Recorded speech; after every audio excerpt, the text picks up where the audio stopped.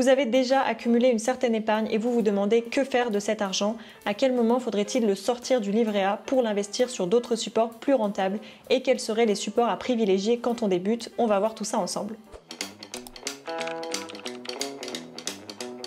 Bienvenue dans cette nouvelle série de vidéos dans laquelle on va parler de quelque chose qui nous concerne tous, qui sont les investissements.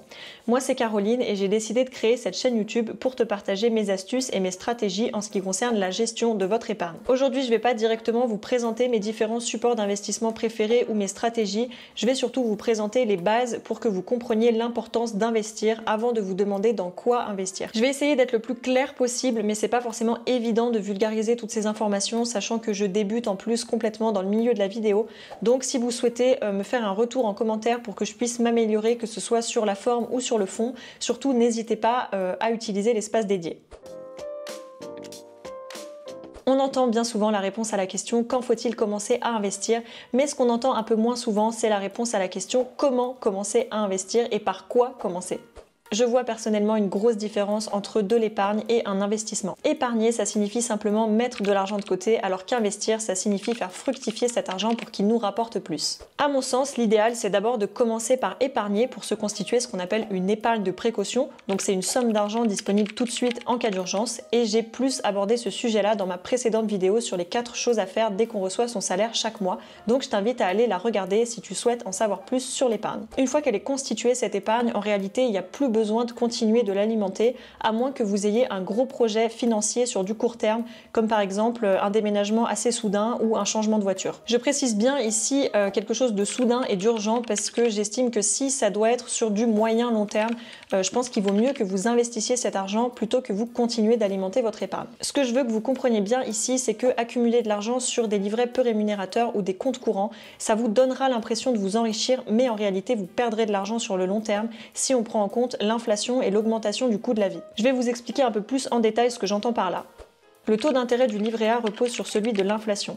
Il est déterminé par la Banque de France et il est actualisé 2 fois par an, en février et en août. Le taux minimal du livret A est de 0,5% par an, ce qui signifie que votre livret A ne pourra jamais vous rapporter moins que ça. Je vais essayer de vous expliquer un peu mieux le concept de l'inflation parce que je pense que c'est très important que vous l'ayez en tête avant de vouloir investir. Pour faire simple, toute société est régie par une économie de marché, c'est-à-dire qu'il y a des circulations de biens et de services en permanence. On parle d'inflation lorsqu'il y a une augmentation générale et durable des prix de tous les biens et services d'une économie. En d'autres termes, s'il y a une inflation en année N, cela signifie que notre argent a perdu de la valeur par rapport à l'année N-1. Ce que vous pouviez acheter avec une certaine somme hier, aujourd'hui vous coûte plus cher. Il y a plusieurs causes qui peuvent expliquer le phénomène de l'inflation, mais j'ai pas prévu de rentrer trop en détail là-dedans dans cette vidéo, mais ça peut être par exemple une augmentation de la masse monétaire, c'est-à-dire qu'il y a eu création d'argent par une banque centrale, ou ça peut être une augmentation du coût des matières premières pour fabriquer les produits. Si on prend l'exemple de l'année 2023, l'inflation moyenne annuelle s'établissait à plus 4,9%, ce qui signifie que les prix étaient en moyenne 4,9% plus élevés en 2023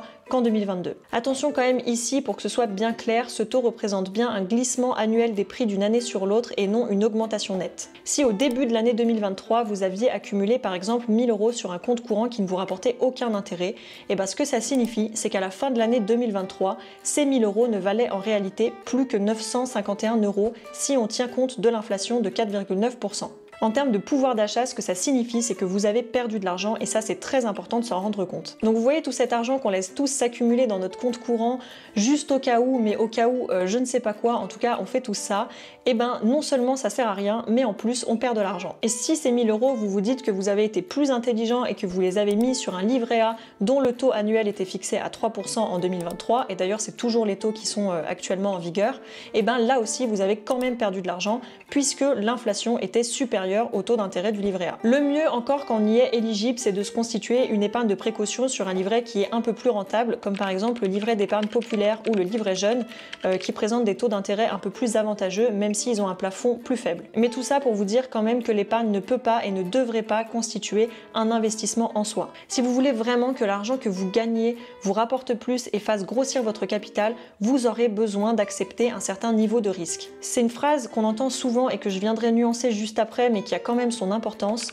des perspectives de gains élevées n'existent pas sans un risque de perte en capital. En fait, ce qu'il faut avoir en tête ici, c'est que si on investit de manière réfléchie et intelligente, on peut tout à fait prendre un risque qui est modéré en ayant un rendement intéressant. La société de manière générale n'aime pas trop l'utilisation du mot risque, d'ailleurs c'est souvent un mot qui fait peur et ça on le voit avec nos banquiers quand ils nous proposent un placement et qu'on a le choix entre un profil de risque prudent ou risqué, comme si on avait le choix entre finalement quelque chose de sécurisé ou quelque chose de dangereux, alors que c'est vraiment pas comme ça que moi je vois les choses. En fait, je pense qu'on devrait tout à fait accepter le risque tant qu'il est mesuré, puisque c'est lui qui va vous permettre de faire grossir votre capital. Et ça, c'est d'autant plus vrai en investissant sur du long terme, puisque la prise de risque diminue à mesure que la durée du placement augmente, mais ça, on le verra dans une autre vidéo. La deuxième base qu'il faut absolument poser dans cette vidéo pour que vous compreniez l'importance de l'investissement, c'est de parler des intérêts composés et de leur puissance.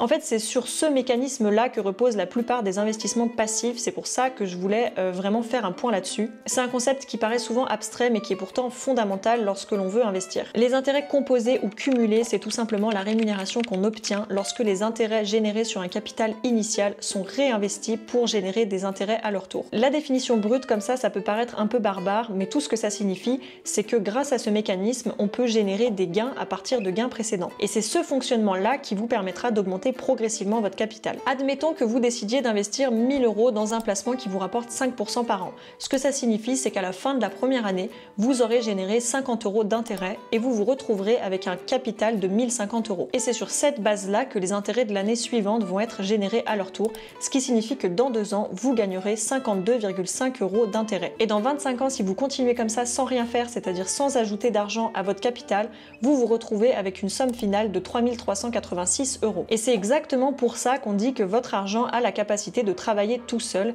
et en plus ce phénomène est exponentiel, c'est-à-dire que plus vous attendez et plus vous générez d'argent. Je le disais tout à l'heure, la plupart des investissements passifs reposent sur ce principe-là, c'est pour ça que c'est bien d'avoir en tête comment ça fonctionne. J'insiste bien sur le mot passif ici, puisque ça ne concerne pas tous les investissements. Il y a des investissements qui ne reposent pas sur les intérêts composés, comme par exemple l'achat-revente en immobilier, mais ça, on le verra dans une autre vidéo. Les livrets aussi d'ailleurs reposent sur le mécanisme des intérêts composés, même si on l'a vu, ça représente une épargne et non pas un investissement. En réalité, il y a plusieurs grosses différences entre un livret et un investissement, puisque le livret a un rendement qui est déterminé et faible, et là actuellement on l'a vu, c'est 3%. Avec un livret, il n'y a donc aucun risque de perte en capital, mais aussi aucune chance d'avoir un rendement plus élevé. Ce rendement, par ailleurs, je pense que c'est important de le préciser, mais il est net de charge, c'est-à-dire que vous ne serez pas imposé sur vos gains. Un investissement aura quant à lui bien souvent un rendement qui est variable et potentiellement plus élevé, mais auquel il faudra ajouter une certaine imposition. Les livrets sont un moyen d'épargner, tandis que les investissements sont un moyen de faire fructifier et grossir votre patrimoine. Si votre investissement après imposition vous rapporte moins que le livret A, c'est là qu'il faudra se demander si c'est effectivement un bon investissement, sachant qu'il existe des investissements qui n'ont pas pour unique but de faire grossir votre capital, mais qui ont d'autres objectifs. C'est pour ça que c'est pas le seul paramètre à prendre en compte, même si c'est bien d'y réfléchir. Ça me conduit du coup au dernier point que je souhaitais aborder dans cette vidéo. Elle sera pas très longue, mais je pense que c'est mieux comme ça et que ce sera plus clair. C'est qu'il faut avoir en tête qu'on investit toujours selon un objectif.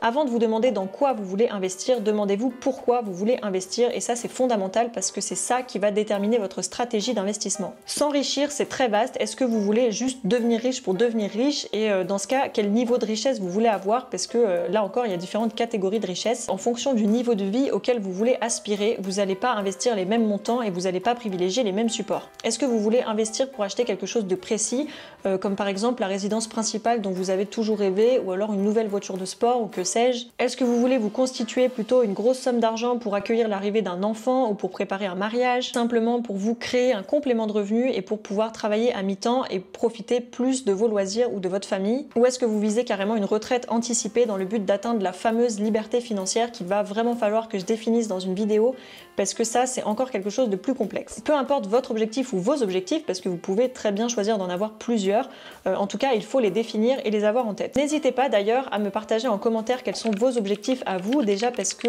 je pense que ça peut en inspirer certains. Et puis moi je pourrais aussi m'appuyer dessus pour créer les prochaines vidéos de la série. En fait, si c'est si important que ça de définir son ou ses objectifs, c'est parce que c'est ça qui va vous permettre de déterminer votre horizon de placement et votre tolérance au risque. Un horizon de placement, c'est tout simplement la durée pendant laquelle vous souhaitez maintenir votre investissement avant de bénéficier de votre capital. Il y a 3 catégories d'horizon de placement.